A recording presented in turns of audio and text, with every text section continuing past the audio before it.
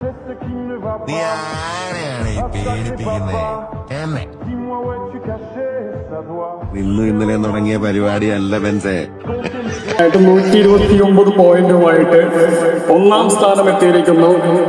തൃശ്ശൂരിലെ ഏറ്റവും youngest association ആയിട്ടുള്ള ആൽഫ കിക്ക്.